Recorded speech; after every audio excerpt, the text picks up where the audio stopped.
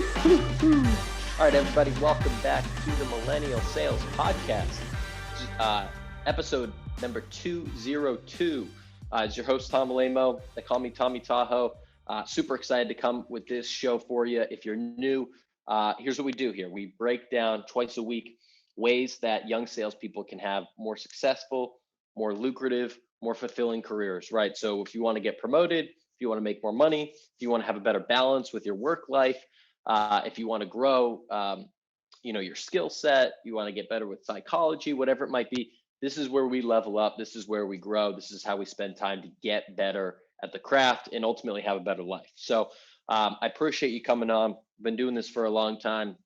And I've got a great interview for you today with my friend, GB, Gabrielle Blackwell.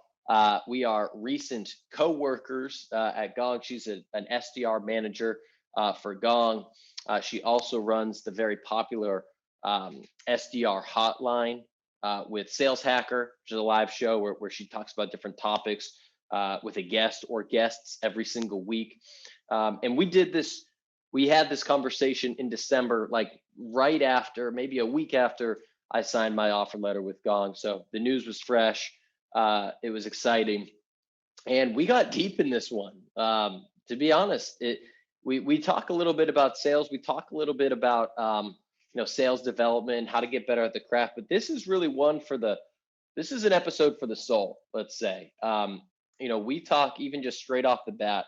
We're talking about philosophy. We're talking about the mind, body, and spirit that you need to be successful, right? How we're all tied together as humans. How you feel about yourself and how you feel energy wise is going to affect your job performance, going to affect your relationships. It's going to affect everything, right? And so we talk about that. We talk about tarot cards. We talk about the law of attraction. We talk about surrounding yourself with a great environment, about being an empath, which Gabrielle certainly is.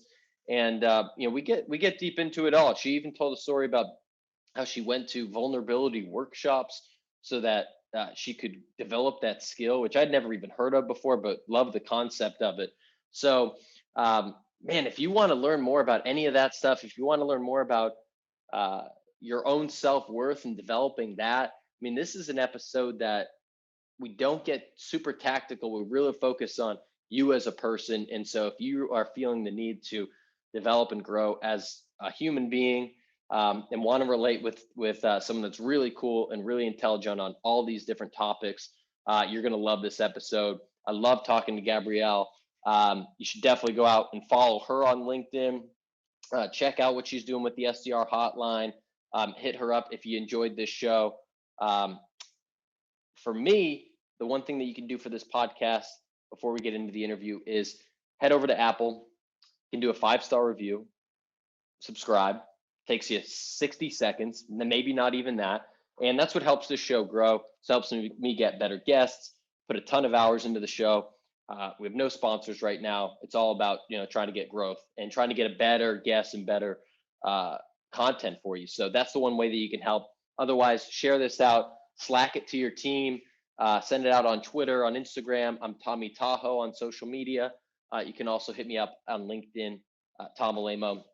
Otherwise, sit back, enjoy the show, take notes, and hopefully this will help to fill up your cup as you continue on carrying through the week and continue to get after it. Let's get straight into the conversation with Gabrielle Blackwell. Let's go.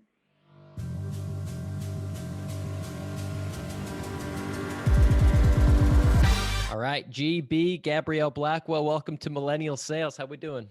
Hey, I'm doing well. How about yourself? I am doing great. I'm energized by your hair. I'm ready to do this thing. I'm excited. Yes, that's what it's here for. Let's do it. And we just chatted about that. We're going to be coworkers in a couple weeks. So as of like 2 days ago. So this was not even pre-planned to do the podcast this week, but just funny timing that way. So I'm excited for that. All I'm saying is it was meant to be. Absolutely. Absolutely. I believe it. So I want to start with maybe a light question. I see you kind of market yourself on LinkedIn as the SaaStress. Can you just Yes. maybe I'm just like dumb, but can you just explain to me what like that means and why you call I yourself I don't think it has anything to do with being dumb whatsoever. I got really into kind of like the esoteric metaphysical world, and part of Mm, that is magic with the K. And I was thinking about like enchantment or the enchantress, right? So like mm, these are things that I got really interested in outside of work, and it's something that I still hold dear to myself. And then stepping back into the workplace, I was thinking about, just SaaS, like software as a service. And maybe I was just bored at home, but I was like, what can I do to like make myself laugh and put a smile on my face? And I was like, oh, enchantress, SaaStress. And I had a mm. good old giggle, and so I put it down. And I was like, let's run with it, the sales development SaaStress. So tell me more about this kind of esoteric side. I know like when you said magic with a K, I Yeah. completely lost every, I don't know anything about it. So teach me. Tell me more about that. Yeah, so I mean, I'm not. I shouldn't say that I'm terribly proficient at magic, but like I got really into divination. So like tarot cards, oracle cards, um, runes, anything, any kind of tools, like physical tools that you can use to start to get a perspective into the experience of life. So this really all started a few years ago where I wasn't working. I wanted to go to therapy, but I didn't have insurance and I didn't know about a sliding scale for therapy. So I was like, I'm going to Mm, have to figure out a different way to heal and to comfort myself. And I found myself in these metaphysical stores that had crystals and stones that, the whole thought was everything is energy. These stones and these crystals have energies. And so the combination of like the stone with my own energy can start to cultivate something that could be healing or calming or soothing or whatever that is. And as I was in these stores, I started seeing these divination tools as well. And I was like, well, what would happen if I started to ask questions and flipped a card and got a perspective from this card that can help me to better understand what is this moment trying to make me more aware of? mm. So there was just like those were the things that I was doing. And so I started to dabble a little bit more into like what is like magic with a K, right? There's like, of course there's like the Harry Potter kind of depiction of magic, and Yeah. there's the wands and things like that. But even thinking about, again, like going back to an energy, or even thinking about the words that we use, if we accept the belief that words have power, right? So whether that's affirmations to build oneself up, or words have the power to cripple someone emotionally, then we can start to harness like that power of words in a positive direction. We can start to create rituals and routines that help us get into a better place. We can, I think like, even in meditating, right? And sending energy towards someone to say, hey, listen, I'm thinking of you. I love you. I hope you're doing well. And to start to harness that and even visualize that love being sent to someone, regardless of the distance. Like this to me is kind of the practice of magic that I got into. And I think it's really, it's a really profound thought around matching, understanding that everything's energy, right? And there's a lot of Mm-hmm. different, I think, variations of the way that people can kind of, relate to that, whether it's, through a spiritual lens, through, what you're talking about, through, meditating, through, what people call the law of attraction, all these different Yeah. kind of ways that I feel like are all on the kind of threshold of, you know, there's things that are bigger than me that are out there. There's energies, there's Mm, wavelengths. mm, The way that I present myself matters, the way that I talk matters, the way that I, mm-hmm, do things matters. And it's kind of mm-hmm, like if you put positive energy out there, you might receive positive energy. And if you treat people well, and if you're very specific with your language, your physical language, your body mm-hmm, language, all of that stuff kind of adds up. Right. And mm-hmm. so one thing that you mentioned was, routines or habits or anything like that. So I'm curious how you use some of these different practices, if there's something that you do daily or weekly or every once in a while that helps you, just kind of remember that you get out of like the 1,000 emails in your inbox and remember kind of the spiritual side and helps you stay on track and feel more connected. Ooh, that's a good question. Yeah. I haven't had as much of a routine or a ritual recently. Um, But before I go there, I think if I were to sum up the belief, right? Like, hey, energy, attraction, all these other things. I think if we accept that we're all connected, that there's no such thing as separation, right? This is kind of Mm, this is a little bit yeah. deeper, but like if we recognize that there is truly no such thing as separation, that separation is but an illusion, and the only reason that we might see a difference is I read this in Don Miguel Ruiz's The Four Agreements, right? He's Mm, like, the only reason why you start to see the difference between the table and the floor, so that you know not to stub your toe on the table. So there could be like a safety mm, mechanism. But if we are not aware of the ways that we start to separate ourselves as people, like that's when we start to see, I think, these breaks or these splits, right, in our consciousness and our awareness on the collective and universal level. So like right now, super polarized, right? Especially after the mm, elections are probably still there, or maybe it's just been the history for the past 200, 300 years or so.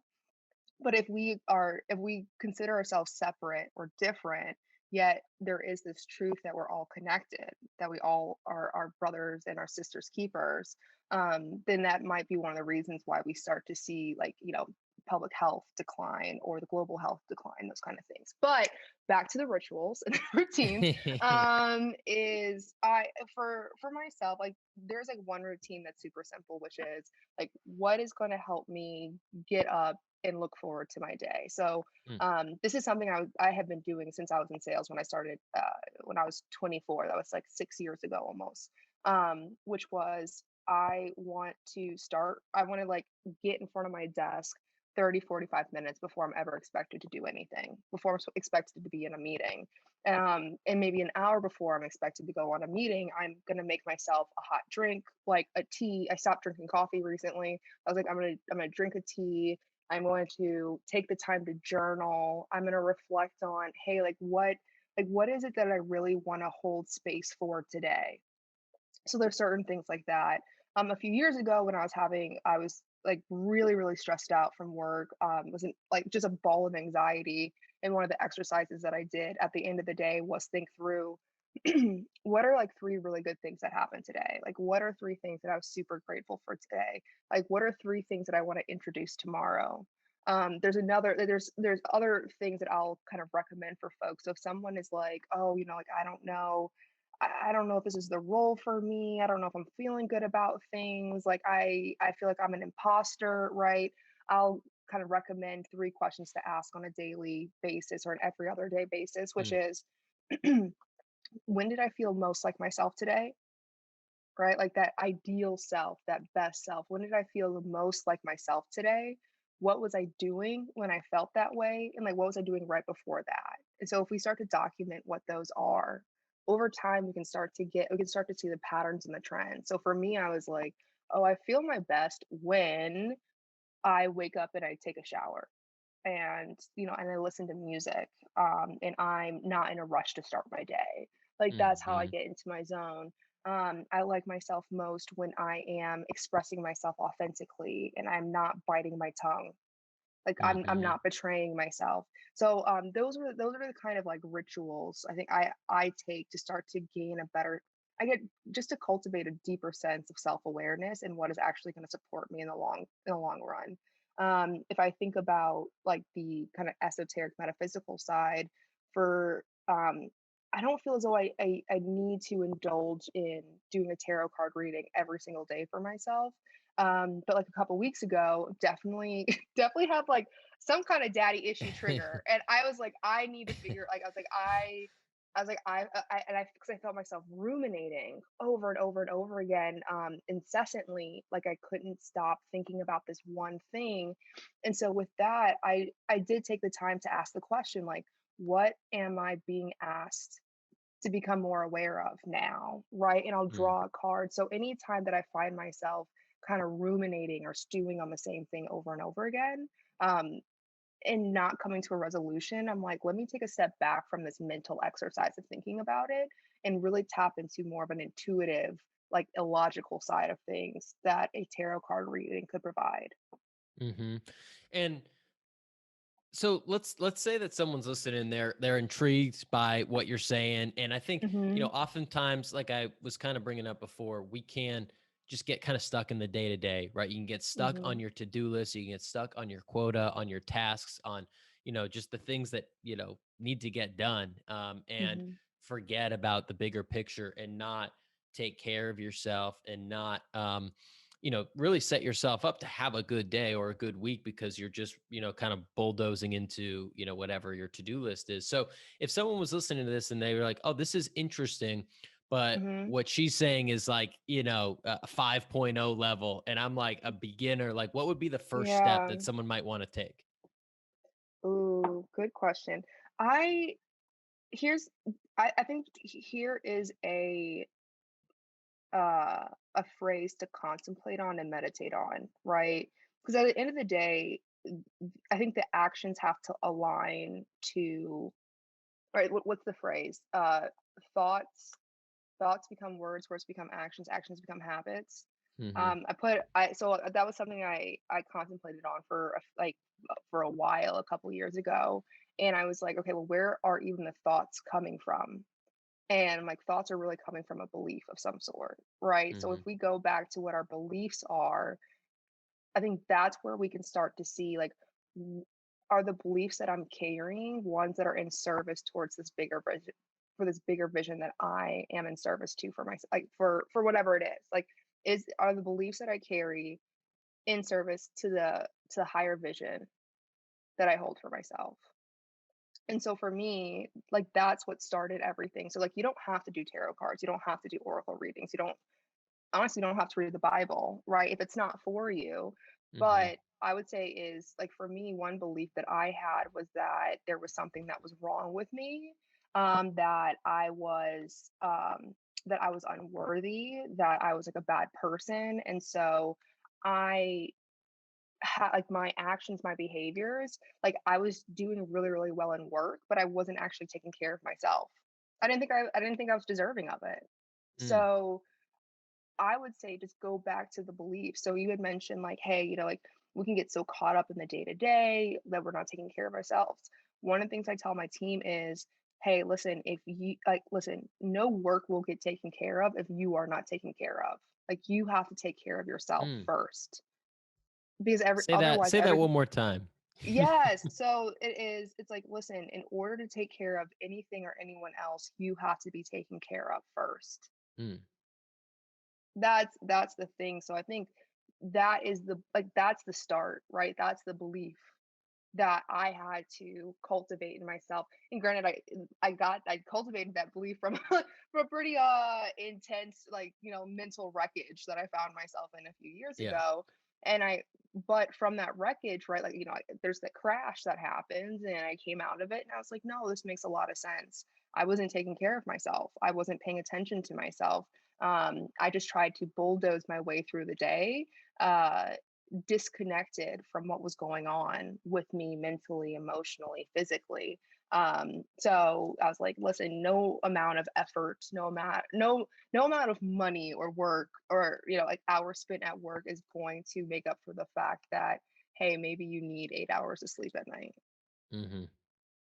Absolutely. Right. And Yeah.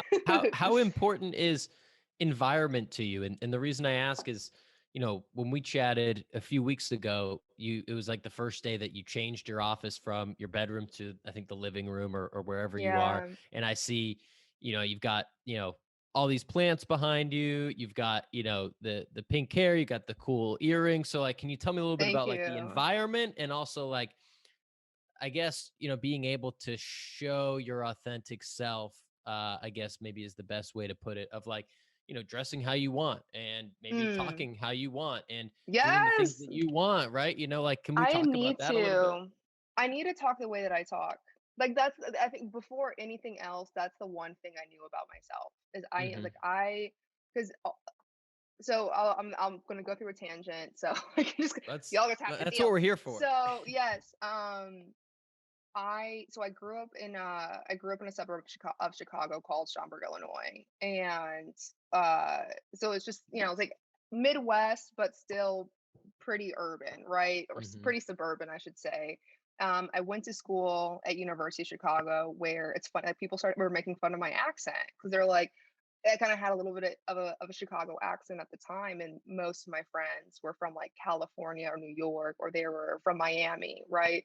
So like by just virtue of being around them, the way that I spoke was a little bit different. And then I moved to France. I lived in Paris for 2 years. I was speaking nothing but French. Actually lost lost my English. It was hard for me to speak Mm, English for a while, and even like phonetically, like the way that you speak in French is very pulled in, while English is kind of is wider. So just the way that I talked sounds much different, right? So I'm like, the abilities, and also I have all of these experiences meeting all these different people, like even learning a different language that started to impact how I spoke in French. So for me, I'm like, the ability to speak authentically, the words that I choose, the cadence, like the rhythm in which I speak, like this to me tells a story. Like this is a representation of the experiences that I've had, the places I've been, like where I'm from even. So like that's something that I always knew was super important for me.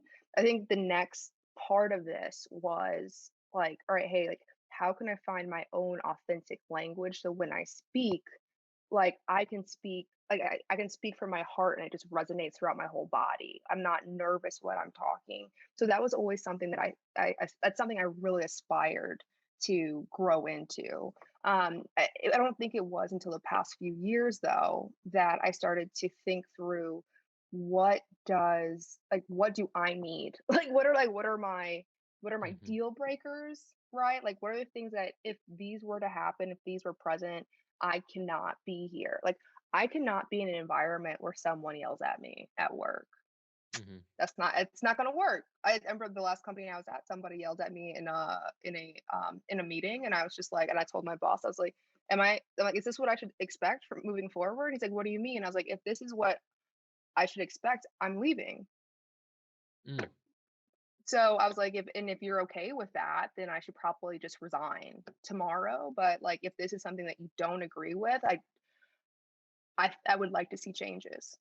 Right? So yeah. like for me, like I learned that I needed that the hard way. So like I also, so what I recognize is like I'm definitely more of a sensitive, like empathetic person, or like kind of an empathic person.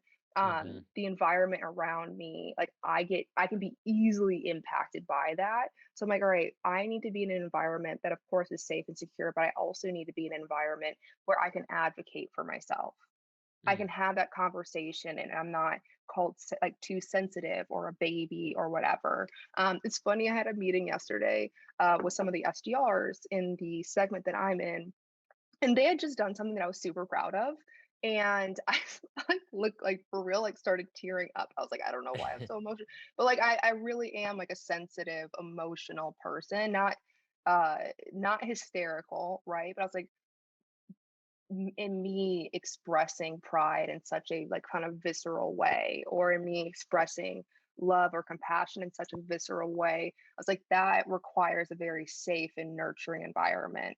um so that's, I think that's something that I get a lot from Gong, right? So that's mm, cultivated by leadership, that's cultivated especially from my boss Willie Pearson, that's cultivated by the leadership in SDR management, right, my peers, and from the people who are there. And if I think about just like my house, like where I live right now, when I'm around my plants, I'm like, there's life, right? We talked about how mm. everything is energy. And so like these plants are like there's an energy that's there. I can touch my plants and I can kind of feel a vibration to them. If they're wilted, I'm like, okay, I know that you need water. If they're yellowing, I'm like, all right, there might be an issue with the pot or with the roots, those kind of things. So I think there's an opportunity for me to just like commune with life and be connected, and in having that, I feel a lot more at home. I love that, and that you remind me a lot of my fiance, just in the way of being super empathic. Like, just it's Hmm. hard for me to relate sometimes, or it's getting easier, but at the beginning, because she does feel things so deeply. Whether like we'll walk by, someone that is, we'll walk to the grocery store and we'll see like homeless person, Yeah. on the street, and that's obviously sad, and I feel bad, but a minute later, I'm like thinking about what I'm gonna get at the grocery. And like, Hmm. 20 minutes later, she'll be like, what do you think his story is? Like, what can we Yes. do for him? Like, like let's get him a sandwich or something. Oh my God, that's And- exactly what I do. No, honestly, I'll be walking down the street and stuff, and that's it. I remember when I was in France, I really do enjoy people watching.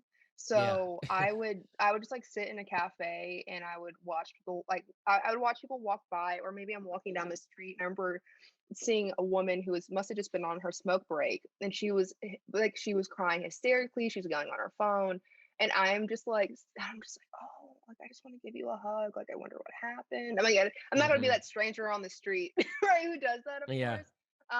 But I remember going to like a grief workshop a couple years ago, and so there was an example of because I was living in Portland, Oregon, where homelessness is like very prevalent. Mhm. The opioid crisis is like very in your face, and so we were talking about even grieving for that, to be like, all right, how can we grieve in the suffering, right, of the people around us, of our fellow men and women, and what can we do about it? So whether it's like, hey, like giving money, of course, but even the idea of like, all right, I'm gonna sink into my heart chakra and I'm just gonna beam I'm gonna visualize a beam of green light like going towards Mhm. them to say I love you, right? So I'm 100% that person. Me and your fiance could hang out. I know. I was thinking I might need to make an introduction. She's in sales too, so it's I think she uses that like to her advantage too, in like a Yes. way of like being able to connect with, she's more of Mhm. like like an AE, like handling relationships and things like that. So like the way that she builds bonds with people is just like I can't even fathom, like just so much better than I am at doing a lot of those things. And I think it's just because she can break that down and like relate and really understand where Mm. people are coming from and find that like point of like, I'm like you in this way, like that point of connection with people. And so I Yeah. think that's like, it's useful, I guess, in your day-to-day life. And it's, part of what makes you you, but it is helpful in a sales context too, of like It's being able to build yeah. those relationships and connections and being able to express that with people. I think there's something here. I think everybody has the ability to connect in those ways. Mm, That's what I truly do believe, because like I do feel very strongly, but I denied that for a long time. mhm. I grew up in an environment where, like my mom was like, "Oh, you're so sensitive, Gabrielle," and I'm like, and I was like, I was like, I don't know, and then Like it's a bad now thing. like it's a bad thing, yeah. Yeah. And so like now again, like I'm 30 now, and my mom will be like, "Oh, Gabrielle, you're so sensitive." I'm like, "Yeah, I know. It's beautiful, right?" That's just owning it though. That's just owning Yeah, it. so like I was like like I'm willing to possess those kind of like attributes about myself. um and something that really helped me was allowing myself to, how to put this, accept vulnerability as a truly human characteristic. So like if vulnerable like in being vulnerable, right, I can invite somebody else to be vulnerable with me. And if you can feel comfortable, right, and you can feel secure and you can feel safe and you can feel heard and acknowledged and seen, you might share more with me than you would with somebody else who has a little bit of their guards up or has to it feels as though they have to present themselves in a certain way. So in me just being, I think, like authentic and vulnerable, and again, like it's not all the time, I'm not like a hysterical crier, but like yesterday I'm like getting ready to cry in this meeting, and I'm like, oh man. But that also allows, I think, people to see like, wow, she really cares.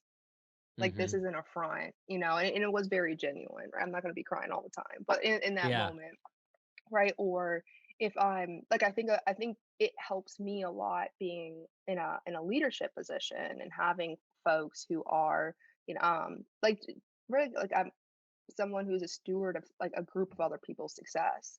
So even in that, sometimes with the people that I'm working with, it's not a matter of there's a missing skill that's keeping them from being at a level of acceptable performance, has much more to do with like what's going on with them outside of work, right? Like there Mm. might be something going on with their mom, with their family, or there might be something there where they don't see themselves as capable of doing something. And so in that, I need to share a story, or I need to demonstrate hey, listen, like, I recognize that you might feel alone in this. You're not.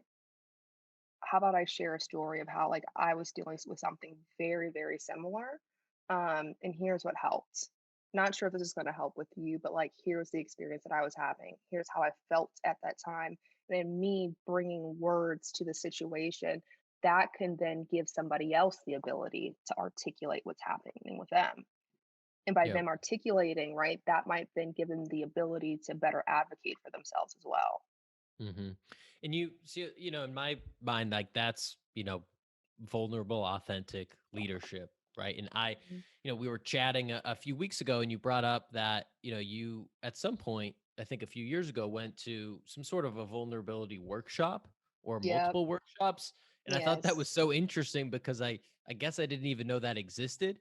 And Yeah. I love reading, around vulnerability and leadership. Like Brene Brown, I think is Hmm. probably the foremost person, at least that I know, that writes and talks about that. But I'd love to Yep. hear know more about your experience with that workshop and what Yeah. you learned from that experience.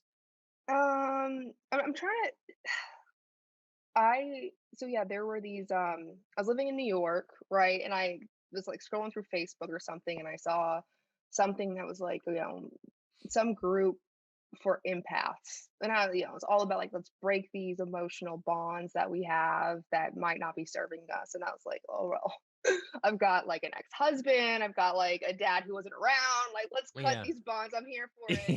And so by the end of this meeting, there was a woman there, Veronica, who was like, "Oh, I'm starting up this group called Vulnerable AF, and we're gonna do the it's a vulnerability workshop." And so the way that people would describe it was, like you can go to the gym to get stronger, right? And to build your endurance, but you can go to vulnerable AF essentially to kind of like get stronger and hmm being vulnerable. So I felt like I just learned more than anything else, I got exposed to different exercises that I could do to start becoming more vulnerable. So I remember there was this one session that we did, and there was an exercise called Let It Rip. And it's like you get paired up and each person gets 5 minutes uninterrupted to just go off whatever it is.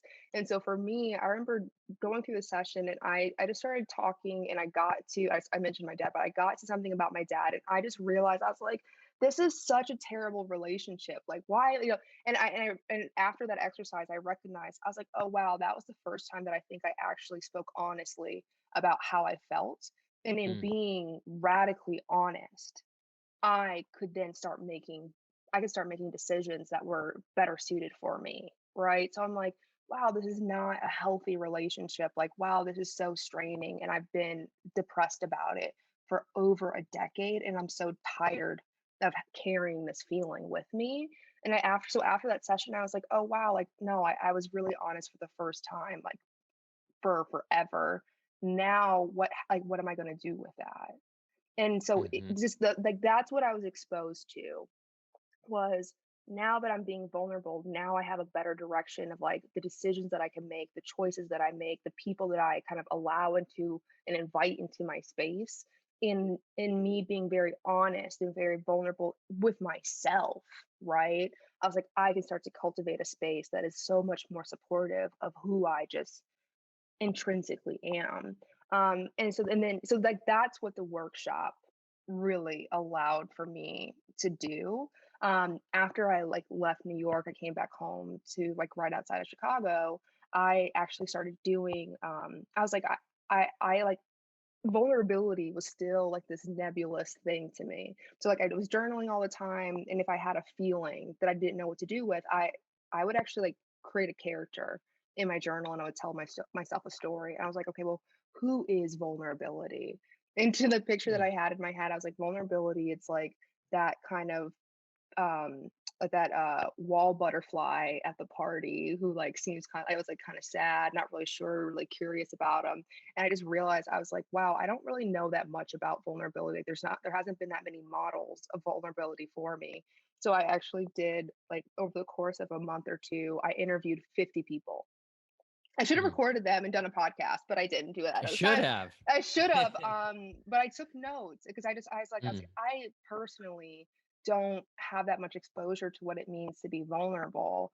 And so, I can listen to all of the Brene Brown TED Talks and read all of her books, and like it's still going to be this disconnected thing for me. So I started to just listen to other people. I just started to listen to everyone's stories about what vulnerability meant for them. And then also like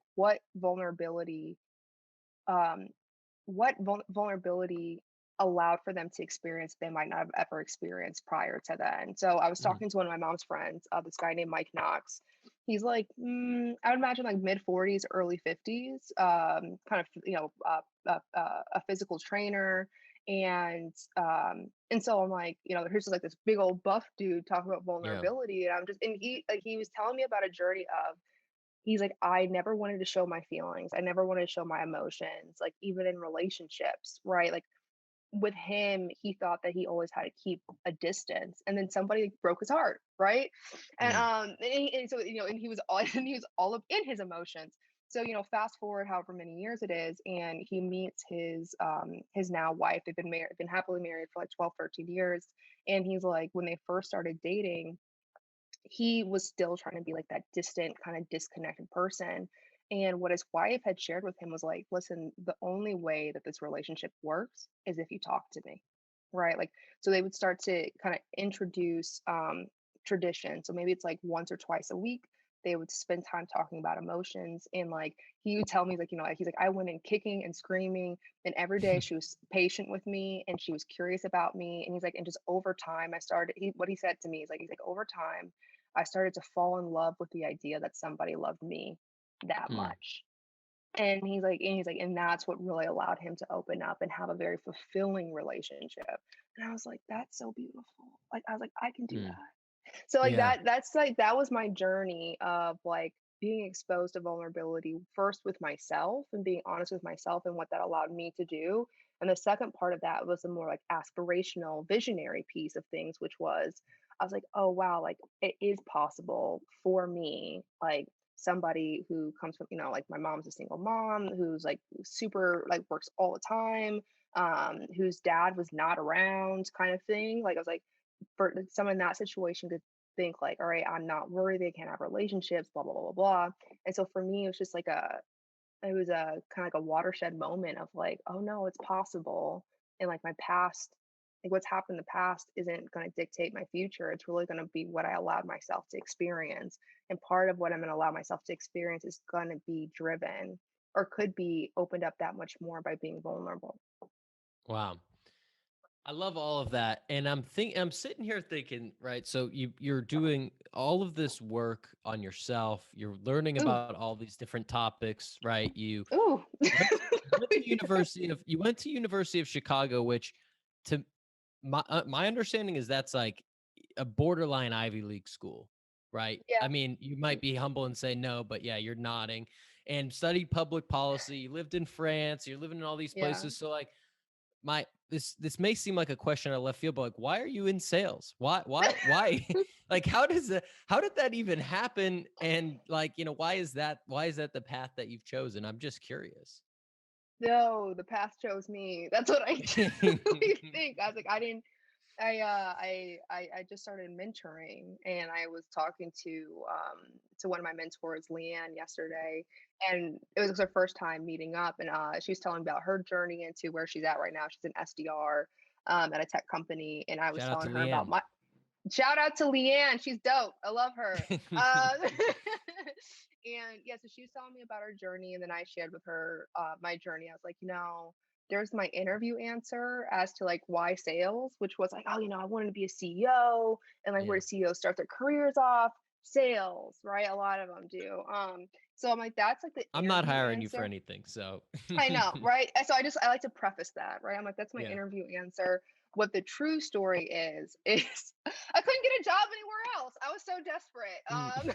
So like I was like I graduated University of Chicago. I thought before I graduated, I was like, I'll probably go into law or consulting or politics, right? By the time I graduated, I was like, I don't want to do law. I don't want to do politics. I moved abroad. I lived there for a couple years. I came back, and I was like, okay, cool. I could do consulting. started to look for jobs in consulting, and they're like, listen, like you are not eligible for our recent grad programs because you've been graduated for too long. And I didn't have any experience. So that's just like babysitting and nannying in Paris. Um, so I was like, okay, like what am I gonna do? Yeah. And I mean, I before sales, I thought I was like, okay, I can get into something with people. I was like, I really like people, maybe people ops, HR, recruiting, something like that. I couldn't get past the phone screen to save my Mm. life.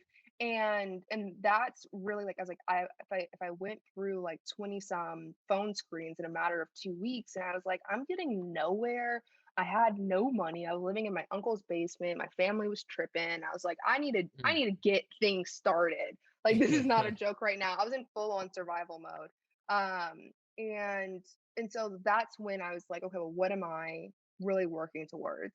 And that was the thought of like, okay, I see myself as, running an organization, whether that's something that it's my own entrepreneurial pursuit, or if it's me like inheriting a company. And so like that's where it's like, hey, like let's do sales, like let's, because it was either going to be like sales or finance, and I'm like, I don't want to do finance, that much I Yeah. know for sure. So I was like, I can talk to people, and I'll be honest, like I still remember looking at the screen, seeing the job description for the SDR position at CloudWords, which was my first SDR role, right? And like I just saw cold calling and cold emailing, and I remember thinking to myself, what has happened? Like, is I was like, what is my life right now? And I was like, this is the absolute last resort for me. Like, I'm like, Mm. if this doesn't work out, it's like, I don't know what's gonna happen. And so I I applied on a Wednesday. I submitted my resume on a Wednesday. I had my phone screen on a Monday, on site on no, phone screen on a Friday, met my boss, my to be boss, on a Monday, and I started that Wednesday. It was a 1 week turnaround. So like, and then after that, I was like, okay, cool. Like I'm like, I have to make it work. The end. And then it's like a month or two later, I was in like the number one SDR. I was crushing records. I was in my zone. I was like, oh, I can be really good at this. So like Hmm. that's the story. Like that's how I got there. It's just like wandering through the dark, like bumping my way through, and like end up at sales because that was like the only door that was open.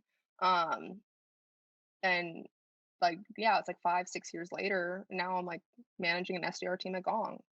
I think I did pretty Yeah, killing it. You're killing it.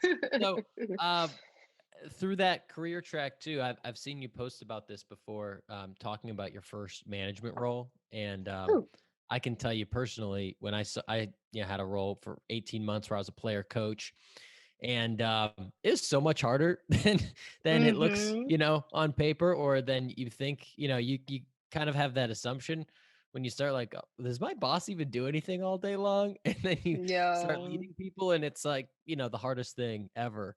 So I'd love to hear, some of the mistakes and some of the challenges you had in that first management role, or even first few. First, I mean, I'm still in a few, right? I I'm still learning so much about um m- I guess like who do I wish to be as a leader in sales? Um, and if I think back to when I was an SDR, like so for me, I'm like I'm gonna be successful no matter what. Like Mm. that is my MO. And so, like, if I'm in an environment where someone really, like, there's a lot of resources, it's like, great, wonderful. If there's none, I'm like, I'll figure this stuff out. And like, give me a month or two, I'll kill it. I'll come back and like build out a program for everybody else. Cool. So, so that was my MO as an SDR, like as an IC. I was like, I'm going to figure this stuff out, and I'm going to get really good at doing what's expected of me. As I'm like switching into a manager mode, though, like for me, there was one thing where I'm like, oh, we need to hit this number. Like, honestly, I could hit this number better than the two people combined could. Hmm. So it's like I didn't go and do the work, right? But I'm like, that's like the chasm that has to be crossed. Is it's no longer about me getting the job done. It's about me enabling and empowering people to be able to get things done. in a much more effective way. So like I'm trying to think. I had like taken notes. I'm in this like executive coaching something program through Corn Ferry. And I'm paraphrasing, but it's like the quote is like, it's no longer about me doing things. It really is about me enabling folks to be able to do more. I'm responsible now for distilling my experience given talents, right? Like the only difference between me and somebody on my team is experience. Only difference. So I'm like, what I need to do is be able to start to think through what did my experience afford me, that the folks on my team might not be aware of, right? And then teach them those kind of things. So like I'm not catching the fish for them. I'm teaching them how to fish. So like that, it's like it hasn't been until like the past few months that I really made that connection. Was like, oh, I need to teach them how to be like the number one rep, right? And like I have to. So number one, I need to like recognize I was really good at my job, but it's not about me being good at the SDR job. It's about how well can I get them to perform at that exact same level, and what does that take for me? What does that require of me in order to get them to that place? Hmm. And oftentimes people will just talk about what they used to do and talk about the good old days, right? And so it's not what I'm interpreting from that is like it's not about you saying, "Hey, well, when I was an SDR, here's what I did, and I was so great." But Mm, it's about trying to, or even doing the work for them and saying, "Oh man, that mm-hmm, email sucks. Like, let me rewrite that for you." Taking the time, and it takes more time to do it this way. It's probably a lot more mm-hmm, frustrating to do it this way. It takes a lot more patience, but actually staying with them, sticking in it with the people on your team, and helping them learn the mm-hmm. skills and learn the mindset that will make Yeah. them successful. Yeah, I mean that's it. I mean, my grandfather, he was a sales leader at IBM for a while, Mm, and so like I call him to ask him about like to ask him advice on leadership. And one of the things that he shared with me, he's like Gab, things really changed for me when I recognized that instead of having two hands, I had 10. Right? mm, He's like I could do so much more now. So like I'll give examples. Like it's whether it's spending time like okay, I have a couple people on my team where last week for example we launched a new sequence that's been doing pretty well, and so people are getting responses and they're like, hey, how do I respond? So for 2 days I like for 2 days, for those few people I spoke to them maybe 3 or 4 times a day, right? We do a screen share, we walk through it, but what's up happening is like we're essentially just workshopping. I'm not doing the work for them. I'm workshopping with them. I'm like, all right, cool. Like, let's pull up the email, right? And like, let's talk through what this email is really sharing with us, like providing that context, providing that awareness more than anything else. And then it's like, hey, given the fact that we have this awareness, here's why this kind of response is going to be something that could provide a more productive response from our prospect. And so like it's like you're right, maybe we do that a couple times to reinforce it, but then from there they're good and I don't hear from them for a few days. And in the mhm. meantime, they each book like 5 meetings. So, Yeah. I'm like, okay, cool. Like I was like, I could do that work for them one and we right. I'm like, I could do the work for them, or right, we can really take the time to walk through, here's why this is important. Like, here's the context to know. It's not just a matter of like, hey, here's the template, go and use it. But like, let's really walk through why this is important, like why we're phrasing things the way that we're phrasing them, why we're paying attention to this one objection here, versus, this kind of nebulous information that this guy had. So, or like, why are we not asking for a meeting right now, but instead we're asking a clarifying question? So I think just giving them the awareness or providing them the ability to see that as an option that they can explore, that's something that's interesting, and I feel like it's also empowering, because then what's up happening is they get 5 meetings each, they're on the leaderboards, and the rest of the team goes, oh, what are Ashley and Lana doing, and they go and they talk to them. Mm, So you have this multiplier effect that happens. And there's another example of this where there's going to be some changes happening internally, just in like what a pairing between an SDR and an AE looks like. We can try as management just to say this change is happening, the end, right? We can try and cultivate it. We can try and bring everybody in the SDR team together and say, hey, here's what this change is going to happen. Or we can create essentially like an SDR kind of leaders council within a segment called a Tiger Team. There's 2 SDRs per like respective SDR team who are coming together, and they're going to be the voices of the entire of the SDR segment that I'm in. And we can start to talk through like, hey, like here are some proposed changes. What do you think? Go and talk to the rest of the team. And so if we can get their buy-in, then they can go and quote unquote sell, right? Sell that to the rest of the team because they're the ones who are really going to be the interface in between management, right? Director level, the front lines. Like that's going to be the connective tissue. So like we could have tried to do this without instilling a tiger team and things like we would have like probably implemented a change and it would have been like a shock to the system. But now like we have SDRs who are able to go back to their teams and go, hey, like here, I feel you, I hear you, I'm on the same level as you. We're all going through this together.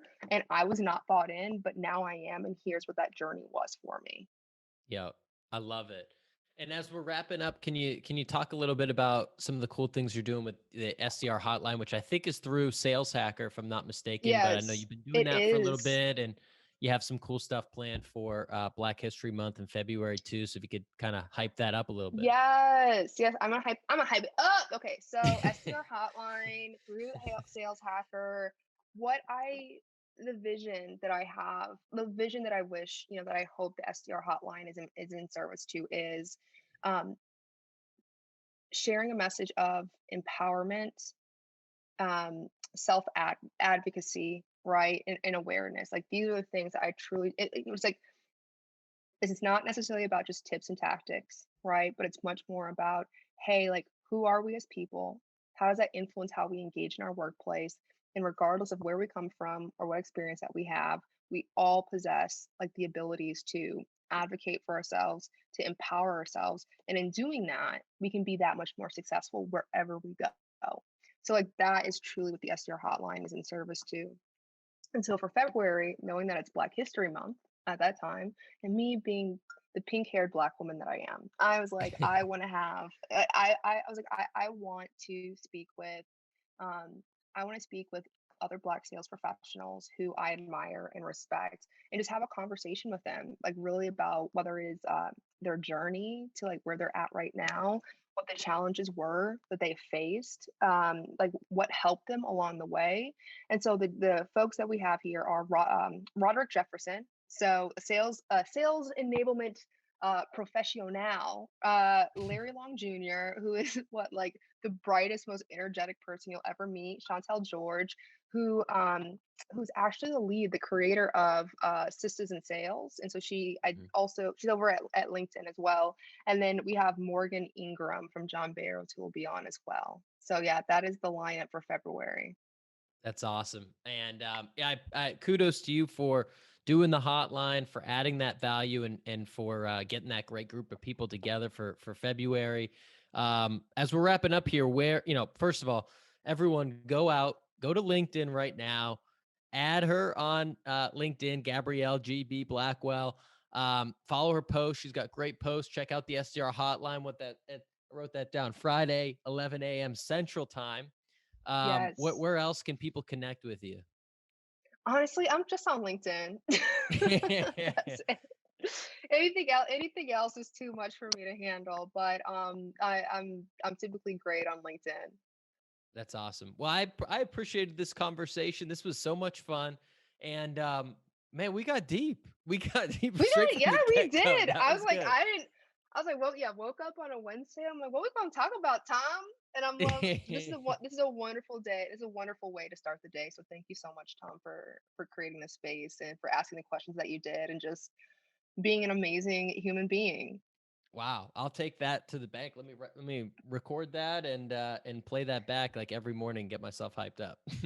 There we go. Love it. Yeah, and we're by the time this airs, right, we'll be coworkers, I imagine. So yeah, I know. We'll have to put this in the company Slack channel or something. 100%. We'll upload it. We'll upload it into the Gong instance. Send out the transcript. It'll be great.